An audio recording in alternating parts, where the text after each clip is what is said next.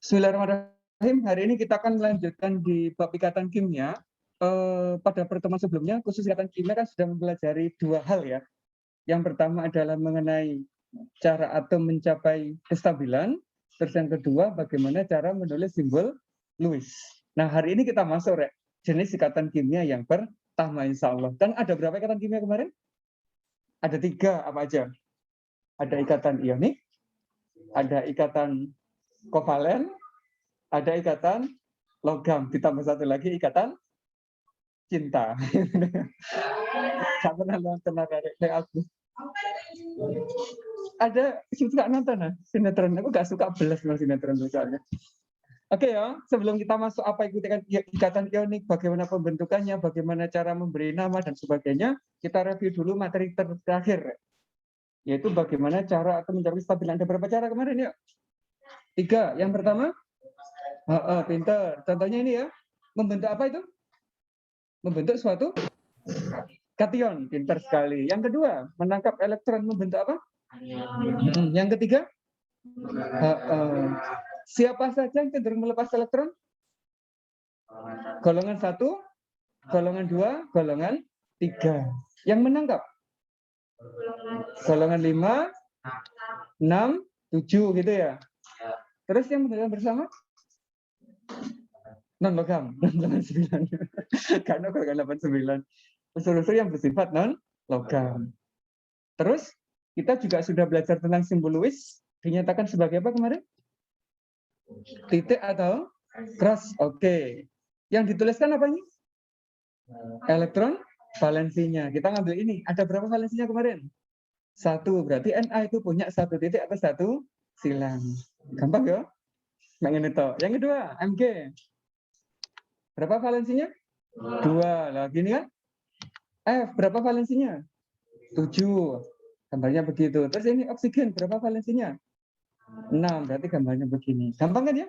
Ini materi minggu lalu. Karo apa ya? Karo tidur ya. Selanjutnya kita gini, kegunaan simbol Lewis untuk apa kemarin? Menjelaskan pembentukan ikatan kimia. Ikatan kimia kan ada 3, tapi yang saya sebut kemarin masih 2. Ada ikatan ionik, ada ikatan kovalen. Hari ini kita fokusnya di sini dulu, yaitu mempelajari khusus yang ikatan ionik. Apa ikatan ionik itu?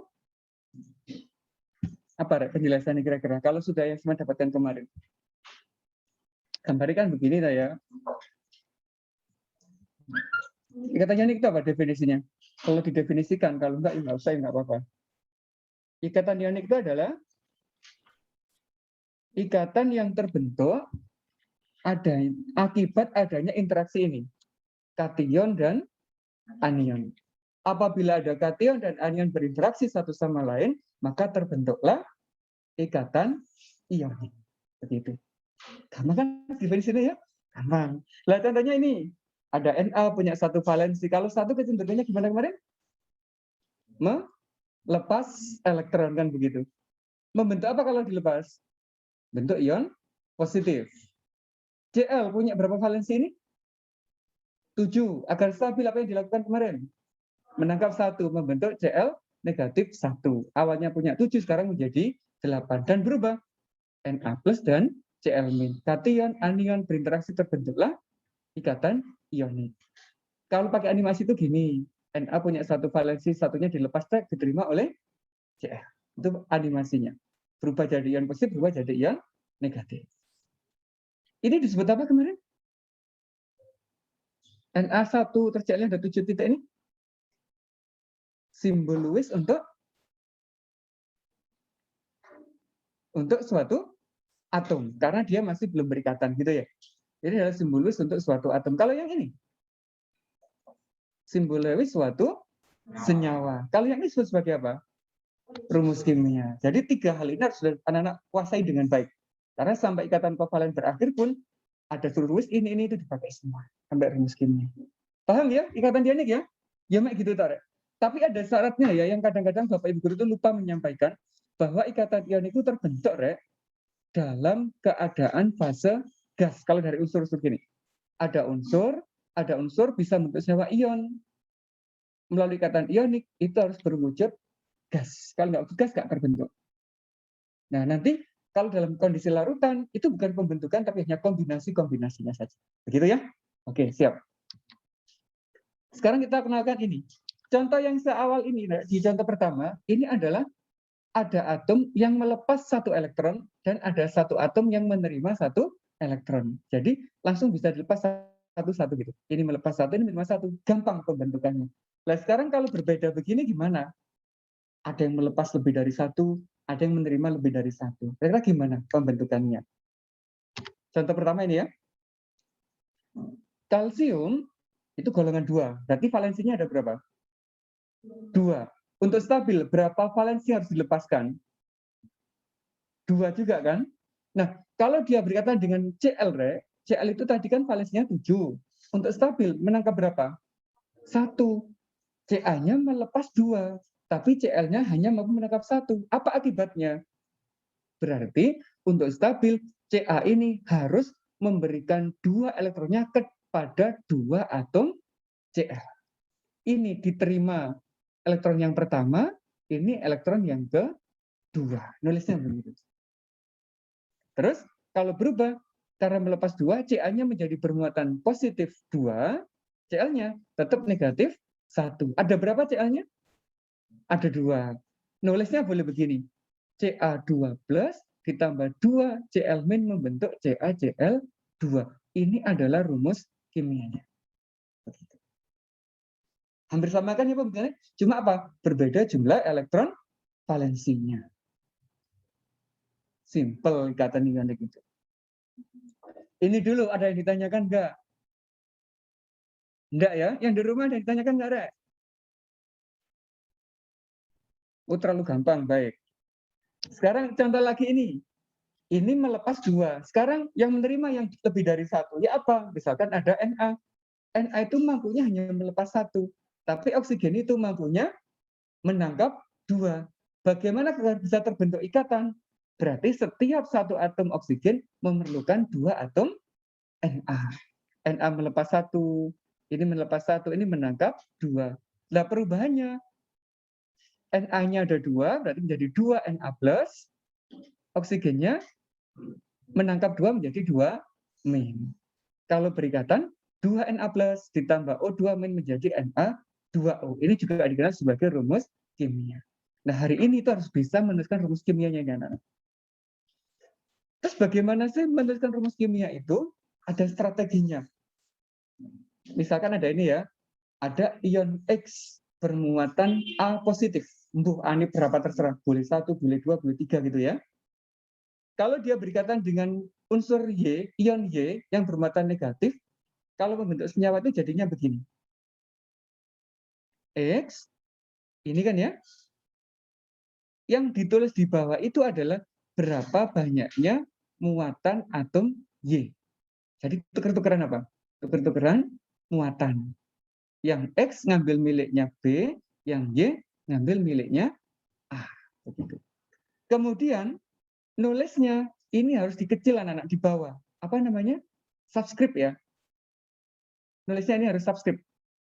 Tidak boleh sejajar dengan atom X, tidak boleh sejajar dengan atom Y. Itu aturan secara internasional untuk rumus kimia.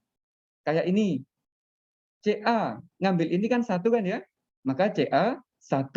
Cl ngambil ini 2 menjadi CaCl2. Angkanya yang 1 nggak sampai nggak apa-apa. 2 nulisnya harus kecil. Itu aturan internasional. Begitu juga dengan Na2O. Penulisan ini angka 2 kan anak ya? Ini angka 2 kan ya? Maksudnya nanti berbeda. Penggunaannya itu berbeda.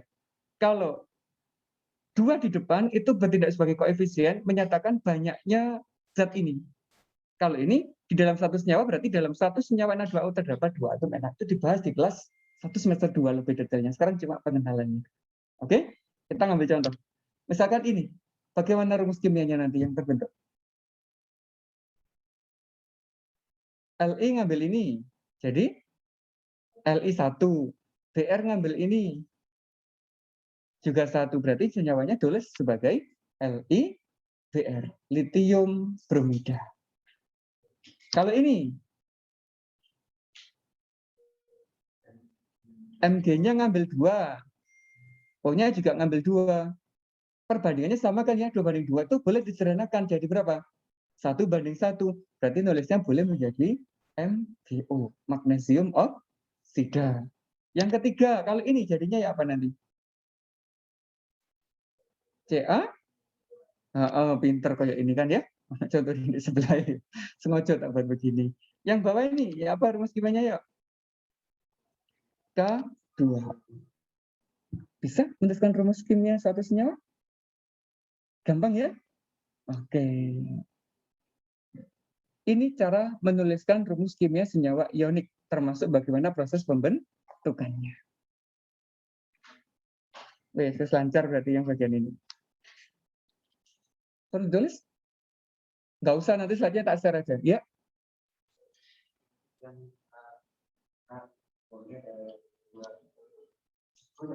Dari ini. Ngambil ini. K, ngambil muatannya O. Muatannya O itu berapa? 2. Nanti tulisnya K2. O-nya ngambil muatannya K. Berapa muatannya? 1. Berarti K2O1. Cuma 1 nggak usah ditulis. Gitu Mas ya. Ada yang ditanyakan, Rek? Silakan kalau ada. Nggak ada? Nanti di tugas itu sudah ada cara menuliskan rumus kimianya. Harus benar loh ya. Tak jebak yang aneh-aneh di sana nanti. Gitu. Baik, kalau sudah, sekarang kita masuk di sini. Ini jarang disampaikan kalau di sekolah-sekolah lain, tapi kalau di BSS pasti tak sampaikan tiap tahun. Yaitu mengenai jenis-jenis senyawa ionik. Ada 4 jenis nanti ya. Tergantung apa? Tergantung ini. Jenis kation dan jenis anion. Jenis kation ada 2, anak-anak. Yang pertama adalah kation monoatomik. Artinya atomnya hanya ada 1. Ada atom bermuatan langsung begitu. Misalnya ada litium bermuatan 1 karena golongan 1. Ada natrium bermuatan 1 karena golongan 1. Ada magnesium bermuatan 2 karena golongan 2. Ini sesuai dengan yang kemarin itu ya. Golongan 1 bermuatan 1, golongan 2 bermuatan 2, lalu golongan 3 bermuatan 3 dan sebagainya itu ya. Ini dikenal sebagai kation golongan utama monoatomik, atomnya 1. Selain golongan utama juga ada golongan transisi. Nah, transisi itu berarti yang golongan B. Kalau golongan B, kation-kation itu rata-rata muatannya lebih dari 1, Rek. Muatannya. Misalkan ini ya, besi. Ada besi yang bermuatan 2, ada besi yang bermuatan 3. Besi 2 dan besi 3. Ada tembaga 1, ada tembaga 2, ada tembaga pura gitu ya. Dengan si Papua ngerti. Nah, untuk cara memberi nama, baik untuk yang golongan utama maupun golongan transisi itu sama, anak-anak. Litium sebagai unsur, kalau sebagai ion, di depan cuma ditambah ion aja. Ion litium. Ion natrium, itu penambahan namanya. Ada atom, ada ion. Kalau yang logam transisi ada sedikit perbedaan. Jika muatannya berbeda. Ion, nama unsur tambah muatannya. Ion krom 2 karena bermuatan 2. Ion krom 3 karena bermuatan 3. Nah, gak jelaskan ya di situ ya. Kalau pengen jelas, nanti anak-anak akses aja di modul saya yang online itu sampai download bisa. Di perpustakaan biasanya sudah ada. Sudah diupload di perpus buku saya tuh modulnya. Boleh di-download, silakan. Nah, yang kedua anak-anak ini ada kation poliatomik. Berarti atomnya lebih dari 1. Misalkan ada atom P ketemu dengan H menjadi pH 4 bermuatan plus. Namanya ion fosfonium. Yang sering dipakai itu nomor 5. Ada ion NH4 plus anak-anak. Itu namanya ion amonium. Pernah dengar kata amonium sulfat? Sing ayai petani mesti tahu. Amonium fosfat. Nama-nama apa itu? Pupuk. Nah, pupuk itu mengandung ion amonium, NH4 plusnya. Kok mau boleh? Kan saya sudah belajar kimia ya. Amonium itu rumusnya apa? Nggak ngerti tak kotak orang belajar kimia soalnya ya. NH4 plus itu ion amonium. Ada berapa jenis kation itu? Ada 2. Ada kation monoatomik dan kation poliatomik. monoatomik. Monoatomik itu atomnya cuma satu. Kalau poliatomik berarti atomnya lebih dari satu. Begitu. Anion juga sama, Rek. Anion itu ini. Ada hidrogen menjadi ion hidrida. Hidrogen itu bisa bermuatan positif, bisa bermuatan negatif, tergantung pasangannya siapa dia. Jadi nggak jelas ya. Kalau ketemu dengan logam, dia jadi non-logam. Kalau ketemu non-logam, dia bermuatan positif. Itu ciri dari hidrogen. Lek awan dadi lanang, lek bengi dadi wedok. Ono kayak gitu, Rek. Panci ya. Itu sifatnya. Termasuk karbon ini juga sama. Nah, untuk memberi nama anak-anak ada sedikit perbedaan untuk anion ya. Kalau yang kalian gampang, di depan nama unsur tinggal dikasih kata ion beres, wis mari wis. Tapi kalau anion tidak, diakhiri dengan kata ida. Begitu itu cirinya. Diakhiri dengan kata ida. Misalkan ada hidrogen menjadi hidrida. Ada karbon menjadi karbida. Ada oksigen menjadi oksida. Itu namanya begitu. Kalau ada ida-idanya, itu berarti dia bermuatan negatif atau anion. Bisa dipahami ya? Oke. Ini yang golongan utama. Lah, kalau ini ada golongan transisi, ini ada enggak? Enggak ada. Yang bisa membentuk anion hanya unsur-unsur non-logam aja. Yang transisi enggak. Langsung yang poliatomik karena yang jumlahnya banyak, enggak terhingga nih jumlahnya. Banyak sekali. Cuma kita bisa mengelompokkannya berdasarkan muatan ionnya. Ada yang bermuatan negatif 1, ada negatif 2, ada negatif 3. Yang min 1 ada OH- namanya hidroksida. NO2 namanya ion nitrit. NO3 namanya ion nitrat. Nah, ada sedikit perbedaannya ya. Kalau oksigennya lebih banyak diakhiri dengan kata at, lebih sedikit diakhiri dengan kata it. Itu tata nama di senyawa anionnya. Tata nama anionnya. Contoh lagi ini ya. SO32- itu ion sulfit, kalau SO42- ion sulfat. Terkenal kan? Sulfat? Jalannya. Jalan sulfat. Dari sana jalan-jalan kimia semua itu. Ada jalan aluminium gitu ya. Apalagi? Tembaga itu. Ada jalan emas, ya Allah, jalan-jalan emas itu luar biasa. Iya, cara sana. Itu ya, ada yang negatif 1, negatif 2, negatif 3. Negatif 3 ada fosfat, ada fosfit. PO3 itu fosfit, PO4 itu fosfat. Ada arsenit, ada arsenat. Itu ya jenenge ya. Ada antimonit, ada antimonat. Nah, itu nama-nama untuk yang poliatomik. Ada oksalat, ada hidrogen fosfat dan sebagainya. Nah, ini banyak nanti bisa diakses di modul ya, kalau ingin tahu detailnya. Karena jenis kation ada 2, jenis anion juga ada 2. Kalau kita kombinasikan senyawa ion itu nanti jenisnya ada 4. Gitu. Apa aja kira-kira? Ini yang pertama. Kationnya monoatomik, anionnya juga monoatomik. Berarti sama-sama monoatomik. Contohnya ini, Na+. Namanya apa tadi? Na+ itu? Ion natrium. Ada Cl-, anionnya. Namanya apa ini? Ion klorida. Beda, Rek. Kalau klorin itu Cl2 atau Cl saja, itu atom klorin. Tapi kalau sudah bermuatan negatif, itu namanya ion, ada idanya. Klorida, jadinya begitu. Kalau digabung, jadi ini rumus kimianya. Na ngambil ini jadi Na1, Cl-nya ngambil ini juga jadi 1. NaCl. Namanya, ionnya dibuang, tinggal digabung. Natrium klorida. Begitu memberi namanya. Gampang tuh ya? Nanti coba ke warung. Bule, mau tumbas natrium klorida untuk masak. Tambahnya gitu. Gak apa-apa dicoba. Ibu ngerti apa enggak? Natrium klorida itu apa gitu ya. Mumpung belajar kimia kan gitu. Misalkan ada kalium. Positif 1. Namanya apa ini? Ion kalium.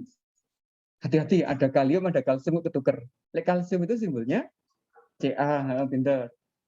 S2- itu ion sulfida, dari kata sulfur diluluhkan menjadi ida di akhir, jadi sulfida. Kalau bergabung menjadi K2, ngambil ini ya, K-nya ngambil ini jadi 2, S-nya ngambil ini 1, K2S. Namanya menjadi kalium sulfida. Gampang lah, kira tinggal digabung-gabung aja.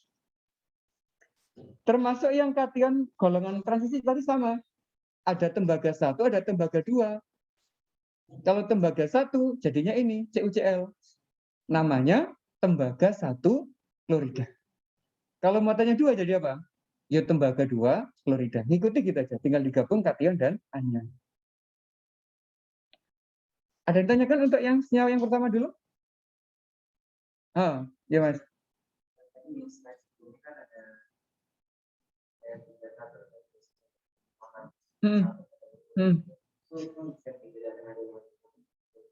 Itu sesuai dengan yang ditemukan berdasarkan muatan formal atom dan senyawa, Mas. Itu nanti kita bahas pada saat sudah belajar ikatan kovalen. Akan ketemu. Kenapa kok dia muatan negatif 1? Kenapa dia kok muatannya negatif 2? Itu ada di ikatan kovalen. Tunggu ya. Sabar. Sekarang kita gunakan yang ada dulu aja. Oke, yang kedua. Ini dulu yuk. Kationnya monoatomik, tapi anionnya poliatomik. Ini jenis senyawa ion yang kedua. Contohnya, ion natrium, ini ion nitrat. Jadinya NaNO3. Nggak boleh mengubah ya. NO3 ini satu kesatuan, nggak boleh diubah. Jadi kalau ketemu Na digabung dengan ini, NaNO3. Namanya natrium nitrat. Begitu. Kalium sulfat juga sama. K itu ngambil ini, jadi K2, SO4-nya ngambil ini, 1. K2SO4 berarti kalium sulfat. Nah, ini kenapa kok ada tanda kurungnya? Ini kok tidak? Ini harus bisa diperhatikan sama anak-anak ya, harus tahu perbedaannya. Kalau kita lihat, Ca ini muatannya kan 2+ ya. Ini muatannya berapa? Negatif 1. Ca ngambil ini, berarti Ca saja. NO3-nya ngambil ini, berarti jadi berapa? 2. Ada angka 3, ada angka 2. Itu jejer. Yang kayak gini nggak boleh. Agar membedakan, yang ionnya itu dikasih kurung. Itu aturan secara internasional. Makanya Ca, NO3-nya 2 kali. Nulisnya betul.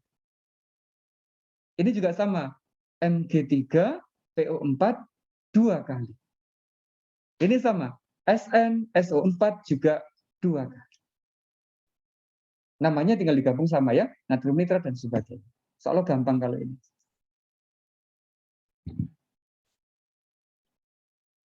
Waktunya tinggal 15 menit. Tipe yang ketiga. Jadi sekarang dibalik. Kationnya poliatomik tapi anionnya monoatomik. Contohnya ini. NH4+ ketemu Cl- langsung digabung. NH4 Cl namanya amonium klorida. Sama sulfida juga sama. NH4+, ini 2 berarti NH4 ngambil 2. Ada angka jajar biar enak dikasih tanda kurung. Itu selalu kayak begitu. Namanya menjadi amonium sulfida. Lalu terus yang terakhir gimana, Rek? Kationnya poliatomik, anionnya juga poliatomik. Contohnya ini. Ada amonium sulfat. Ini rumus kimianya di dalam pupuk itu. Ada amonium fosfat. Ini rumus kimianya. Gitu. Mengapa dikasih kurung? Paham ya tadi? Oke. Itulah 4 tipe senyawa ionik. Seandainya kita ada di sekolah semua, kita bisa praktikum anak-anak. Bagaimana sih mendapatkan amonium nitrat itu? Bagaimana saya mendapatkan amonium sulfat itu? Saya bisa mendapatkan itu. Jadi ada 2 larutan, nanti dicampur, airnya diuapkan, terbentuk kristal. Nah, kristalnya itu adalah senyawa-senyawa yang dimaksud. Asik lah praktikum.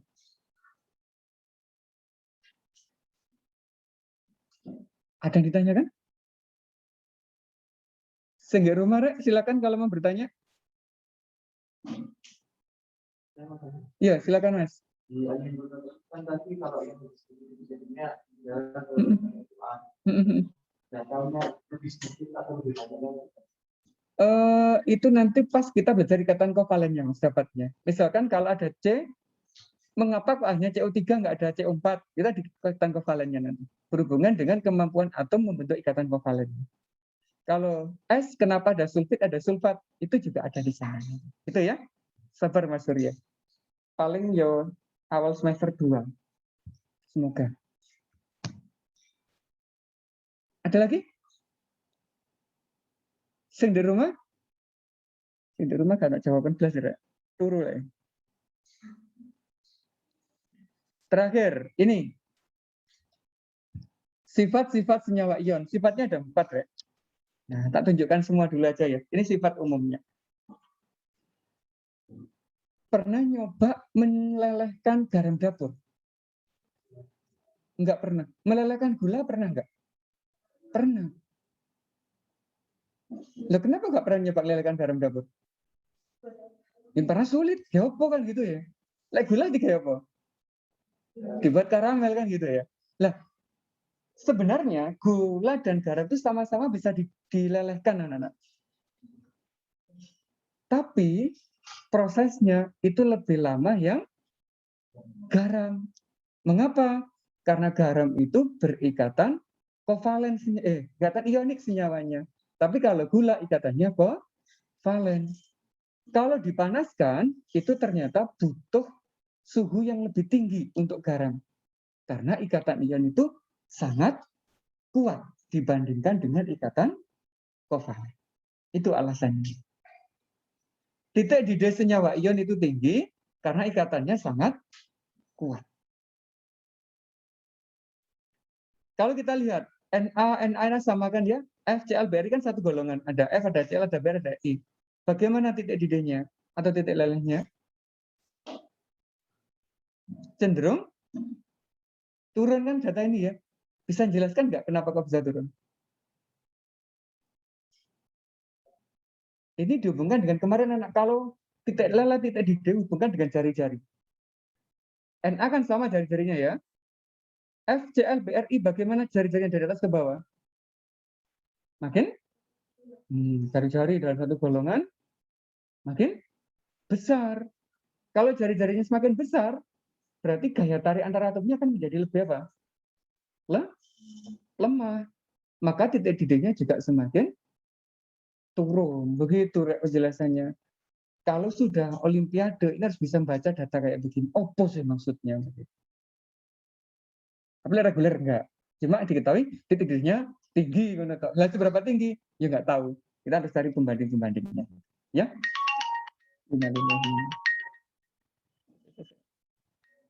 Yang kedua, pernah coba mencet-mencet garam? Kurang gawean, garam dipencet. Pernah nyoba mukul garam? Nggak pernah. Pernah beli garam yang bentuk kotak tiba-tiba jatuh? Hancur nggak di situ? Nah, itu buktinya dari sini, deh. Lek sampean pites dapat ditekan-tekan, kok dipites tidak ngerti maksudnya. Lek garam itu dipites ditekan-tekan, itu lek di tangan itu kan sakit ya.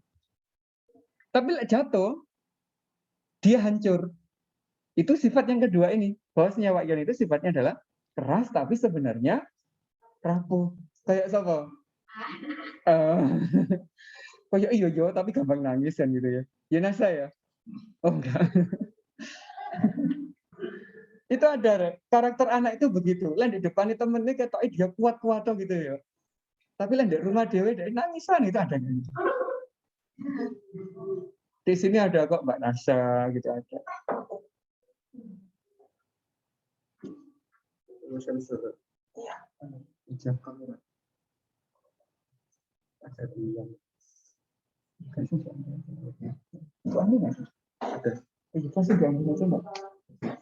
Makasih.